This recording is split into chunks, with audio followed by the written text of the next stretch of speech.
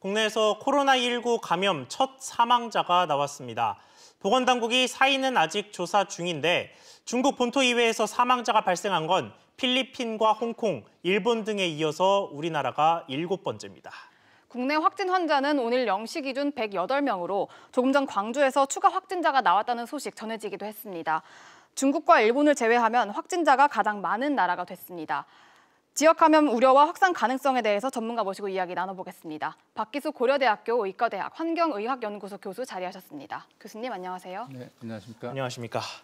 자, 하루 사이에 감염자가 수십 명이 늘었습니다. 또 조금 전에는 전라도에서 또 한 명이 추가가 돼서 이 신천지 교회, 대구에 있는 교회를 다녀오신 분이라고 하더라고요. 이제 108명이 된 상황인데 대구와 경북 지역 이제 정말 뭐 비상사태다라는 말을 써야 할 정도가 된 것 같은데 이제 지역사회 감염이 현실화됐다는 평가에 대해서 교수님께서는 어떻게 생각하십니까?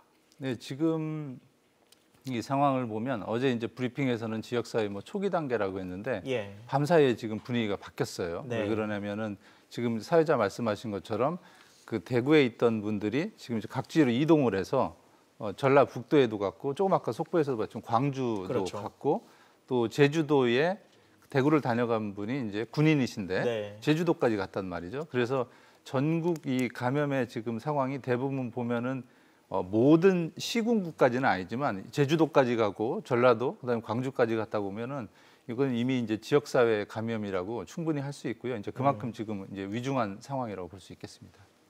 네, 몇 시간 뒤에는 정부가 긴급 회의를 개최해야 합니다. 이 자리에서 이 보건당국이 감염병 위기를 가장 심각한 심각 단계로 격상할 가능성을 어느 정도로 보십니까?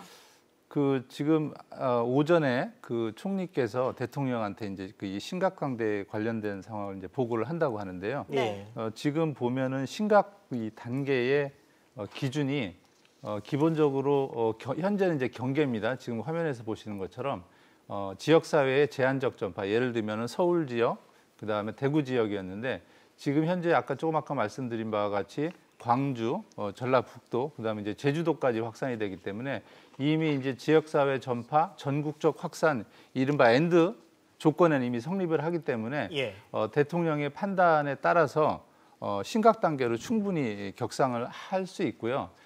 지금 이 이제 교회의 특수성으로 번지는 걸 보면 여러 대로 지금 이제 퍼져나가서 이미 이제 기간도 오래됐고 또 이분들이 자신의 어떤 그런 이게 걸린 거 이런 거를 지금 이제 공개를 안 하는 경우도 꽤 있다고 해서 이런 차원에서는 충분히 심각 단계로 올려서 이번 사태를 대피하지 않으면은 이 감염 속도가 완전히 빠르기 때문에 굉장히 유연한 수이기 때문에 신속하고 단호하게 대처를 해야 된다고 생각합니다. 네, 그리고 관련해서 31번 확진자를 두고도 참 말이 많습니다. 처음에는 이 환자의 확진이 가장 먼저 알려졌다 보니까 마치 이 환자가 그 슈퍼 전파자인 것처럼 마치 대구 경북 지역의 모든 그 발병의 근원자인 것처럼 이야기가 됐었는데 최근 얘기 들어보면 또 이 환자도 2차 전파자, 그러니까 다른 환자에게서 옮아서 병이 시작됐다는 시각들도 좀 있는 것 같더라고요. 그래서 교수님께서는 상황이 정확히 어떻다고 보고 계십니까? 그래서 저는 여기서 좀 생각이 조금 약간 다른데요. 왜냐하면 이제 그 의미도 있습니다. 왜냐하면 지금까지 이제 1번 환자, 2번 환자, 3번 환자 이렇게 좀 이렇게 계층을 내려오면서 됐는데 30번까지는 29번, 30번까지는 그래도 어느 정도 확인돼 31번은 뚝 떨어져 나간 상황이거든요.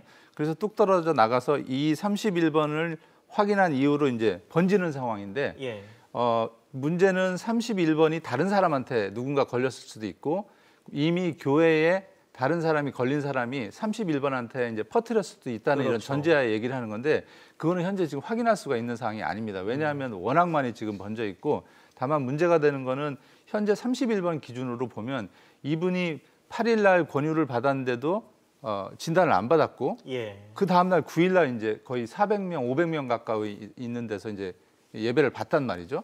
그 다음에 다시 15일 날도 또 권유를 받았는데 안 가고 16일 날 예배를 또 봤어요. 그러니까 9일 날 접촉을 했던 다른 사람도 이게 이제 잠복기가 이제 3일, 보통 3일이면 나타나거든요. 그러니까 9일 날 만났던 사람이 이미 13, 12일 날 증상이 나타나고 이분이 16일 날 가서 본인하고 다른 사람이 같이 전파를 시킬 수 있는 상황이기 때문에 그래서 이분이 이제 어떤 이른바 아까 말씀하셨던지 슈퍼 전파자로서 충분히 안 좋은 얘기지만 역할을 했다고 볼 수 있습니다. 네, 지금 가장 확진이 많은 장소가 두 곳입니다. 하나는 교회고 하나는 경북의 청도병원입니다. 궁금한 게 한 명이 여러 명이 모여있는 장소에서 확진이 될 가능성이 큰 건지, 전파가 될 가능성이 큰 건지, 아니면 한 명이 여러 곳을 활동하면서 전파를 시킨 가능성이 더 큰 건지 궁금한데요. 예, 그게 이제 두 가지 다 맞습니다. 바이러스, 그러니까 슈퍼 전파 이런 어떤 기준은 특별하게 있는 건 아니고요. 다만 지금 이분 같은 경우 두 가지가 성립을 합니다. 첫 번째는 본인이 증상이 계속 있었는데도 나는 해외에 안 갔다 왔다. 그리고 이게 꾹꾹 참다가 보니까 몸에서 우리 이제 독감도 마찬가지 아니겠습니까? 기침을 계속 하게 되면 바이러스가 많이 나옵니다. 그러니까 초기에 갔으면은 다른 사람을 전염을 더 시켰을 텐데 그게 첫 번째고요. 또 지금 이 교회 보시면 알겠지만 밀집 지역에서 굉장히 많은 사람들하고 접촉을 합니다. 그러니까 우리 메르스 때도 보면 평택 성모병원에 좁은 공간에서 오랫동안 이 기침을 하면 이른바 에어로졸이라고 하는 그런 상황이 나오기 때문에 이른바 공간의 협소성, 그다음에 바이러스 양을 이분이 이제 두 개를 어떻게 보면 좀 안 좋게도 모두 갖고 있는 거에서 이렇게 많이 이제 전파된 것으로 이제 보일 수 있습니다. 그러니까 공간의 특성도 중요하고 그 보균자의 특성도 중요한데 마침 두 개가 지금 이 대구에서 동시에 발생한 상황이 됐다. 이런 셈이네요. 그런 걸로 추정이 됩니다. 그렇군요. 알겠습니다. 여기에 다음으로 첫 사망자까지 나왔습니다. 아직까지 공식적인 사망 원인은 폐렴이고 폐렴 환자가 코로나19 확진까지 판정을 받은 건지 아니면 사망 원인 자체가 코로나19인 건지는 확인되지 않았다고 하더라고요. 그런데 이 과거 감염병들과 좀 비교해 봤을 때 이 치사율, 이번 코로나19의 치사율은 어느 정도나 된다고 평가를 하십니까?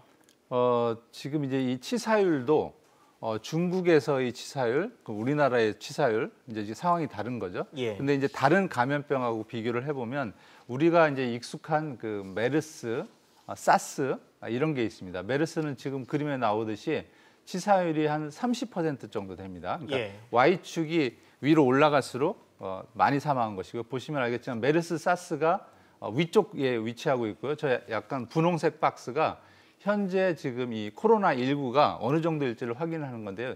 현재로서 보면 중국에서는 2% 이상이고요. 현재 우리나라에서는 뭐 이번에 이제 108명이 환자가 발생했고 한 명이었으니까 뭐 굳이 얘기하면 1% 이하가 되는 상황이고요.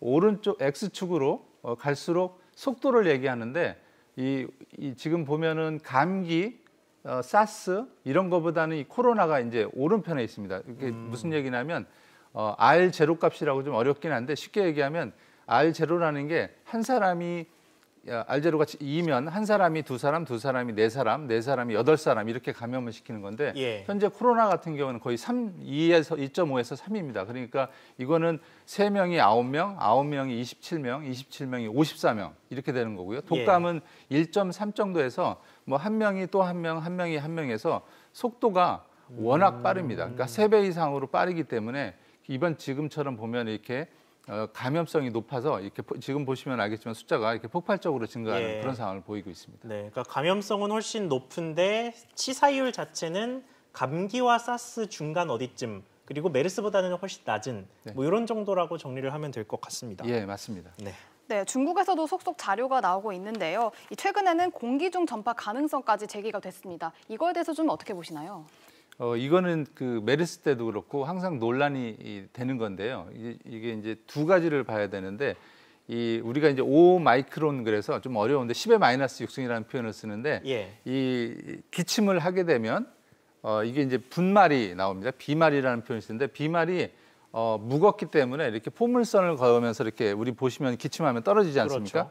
떨어지는데 그 정도면 사실은 이제 뭐 멀리까지 안 가는데 이게 비말이 나오면서 수증기가 말라버리면 그 안에 바이러스는 매우 가볍기 때문에 이게 이제 둥둥이 약간 떠다닙니다.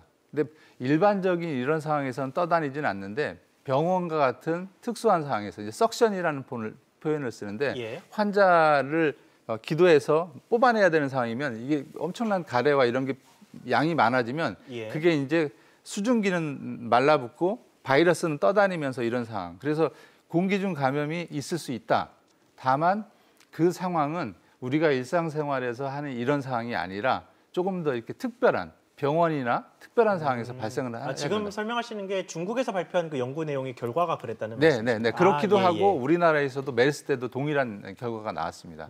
그래서 정리하면 일상생활에서는 너무 걱정하지 말자. 근데 환자가 있는 곳에서는 주의를 해야 된다. 이렇게 보시면 되겠습니다. 그렇군요. 그 중국에서 나왔다는 연구 결과 하나만 더 짚어보겠습니다. 여기에서 여성보다 남성이 이 코로나19에 걸렸을 때 사망할 확률, 치사율이 더 높다라는 식의 결과도 나왔던데 이게 뭐 신체적인 특성이 차이가 있어서 그런 건가요? 아니면 뭐 다른 원인이 있는 건가요? 왜 남성의 치사율이 더 높죠?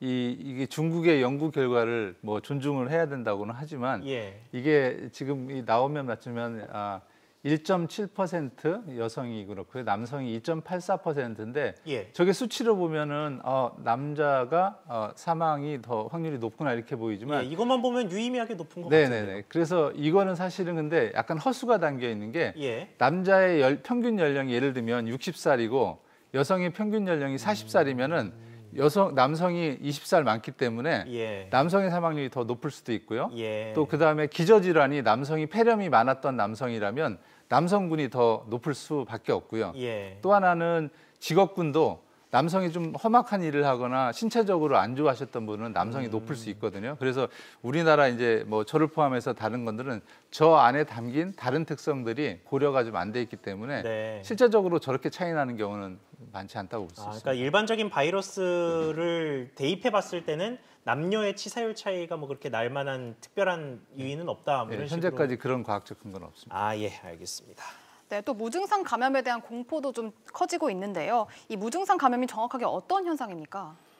증상이 나타나지 않는데 감염을 시킨다. 그러니까 제가 이제 독감이 인플루엔자가 걸렸으면 기침을 하면서 말씀하신 이렇게 전파가 돼야 되는데 바이러스 양이 극히 이렇게 많으면서 조금 나오는데 증상은 전혀 없어 보이는데 감염이 된다는 그런 표현을 쓰는 건데 이게 좀 약간 혼돈이 있는 게 무증상 감염이라는 거는 일반적으로 호흡기에서는 꽤 있을 수 있습니다. 그러니까 예. 증상은 나타나지 않는데 감염은 이렇게 시키는 그런 상황이 되고요. 또 어떤 경우에는 증상은 나타나는데 감염을 안 시키는 경우도 있습니다.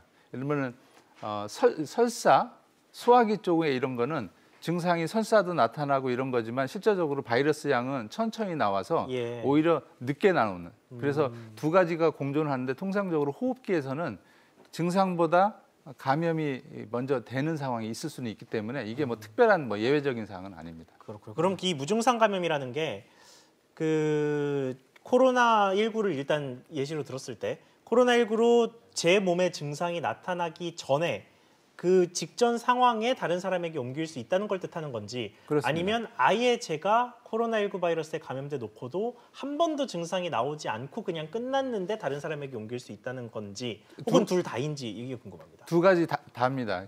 통상적으로는 이 코로나 같은 경우에는 지금 증상이 마일드하다는 표현을 많이 씁니다. 예. 8대 2 정도로 해서 증상이 없다가 갑자기 폐렴 증상으로 바뀌는 경우가 있는데 그러면서 감염이 되는 경우가 있고요. 이번에 보면 어떤 환자 같은 경우에는 몸에 증상이 아예 없는데도 바이러스를 체크를 해보니까 나오지 않습니까? 이런 분들 같은 경우에는 증상이 아예 없으면서도 다른 사람을 경미하게 감염을 시킬 수 있는 여지가 있기 때문에 두 가지 다 상존한다고 할 수 있습니다. 그렇군요. 알겠습니다. 그러면 이번엔 대책적으로 좀 논의를 넘겨보겠습니다. 앞서 이제 감염병을 그 경고 단계를 심각 단계까지 높일 수도 있다라는 얘기는 했는데 가장 우려되는 건 뭐 심각이냐 우려나 뭐 이런 수준이 아니고 지금 이 감염병의 코로나19의 상황이 기로에 섰다라는 이야기들이 많다는 말이죠. 이게 폭증하는 이 시작 단계에서 멈춰서 일시적인 확산세로 그치게 만들 것이냐 아니면 전국적인 유행까지 때를 놓쳐서 번지게 만들 것이냐 지금 이 기로에 섰다는 분석들이 많은데 그러면 당연히 일시적인 확산세에서 코로나19의 확산을 멈추는 게 좋겠죠. 그러려면 어떤 대책이 좀 필요하다고 보십니까? 굉장히 지금 어려운 그 문제인데요. 아마 지금 뭐 저희 방역 당국도 그렇고 전문가들도 굉장히 고민이 많습니다. 현재 지금 상황 분석이 제일 중요한데 어제까지만 해도 기본적으로 이제 대구 정도로 생각을 했었는데 예. 이미 하루 만에 지금 뭐 그 광주, 전주, 제주도까지 번진 상황에서는 이렇게 얘기를 하고 싶습니다. 기존에는 저희가 이제 바이러스를 가 어딘지를 알았기 때문에 성 밖으로 나가서 들판에 바이러스를 이른바 잡으러 다녔는데 예. 지금 현재로서는 내 주위에 누가 바이러스에 감염이 됐는지를 모르는 상황이기 그렇죠. 때문에 수비 체제로 들어가야 되는 상황입니다. 그래서 수비 체제란 건 뭐냐면은 기본적으로 사람을 찾을 수 있는 상황이 거의 지금 이제 불가능한 상태로 곧 있으면 접어들기 때문에 예. 일선 병원과 1차 의료기관에서 선별로서 침투를 못하게 제일 지금 약하신 분들이 기저질환이 있는 분들이거든요. 이번에도 지금 돌아가신 분도 어쨌거나 정신병원이긴 하지만 예. 병원 안에 있었던 거기 때문에 그런 병원을 잘 차단하는 문제하고 두 번째는 개인 보호를 최대한 잘해서 최근에는 제가 이제 마스크도 중요하지만은 장갑을 끼고 다니는 표현을 하는데 왜냐하면 저도 출퇴근 뭐 지하철 등으로 하지만은 대부분 뭐 봉을 만지고 그렇죠. 뭐 이렇게 만지고 가면서 만지거든요. 근데 실제로 손잡이 잡기가 좀 끔찍하더라고요. 맞습니다. 그 안 잡으시는 게 좋습니다. 왜냐하면 우리가 이제 마스크를 쓰면 뭐 이렇게 안 튀긴다고 하지만 그럴 수 있지만 자기가 마스크를 벗은 다음에 바로 손 씻는 사람은 많지는 않거든요. 대부분 마스크 쓰고 코도 만지고 하기 때문에 차라리 저 같은 경우는 오늘 택시 타고 오면서도 장갑을 꼈습니다. 왜냐하면 기본적으로 인플루엔자도 그렇고 뭐 영화 컨테이전이라는 영화를 제가 맨날 요즘에 얘기를 하는데 예. 보면 대부분의 오염이 이 기네스 페트로라는 사람이 이렇게 바닥을 만지고 다니고 다른 사람이 바닥을 만져서 오염이 되는 거기 예, 때문에 마스크 쓰고 가능하면 추우니까 장갑도 껴서 자기 스스로 방어를 하는 게 가장 중요한 사항이 되겠습니다. 네, 알겠습니다. 장갑 꼭 끼라는 말씀 기억하시기 바랍니다. 지금까지 박기수 교수님과 이야기 나눠봤습니다. 교수님 오늘 말씀 감사합니다. 네, 고맙습니다. 감사합니다.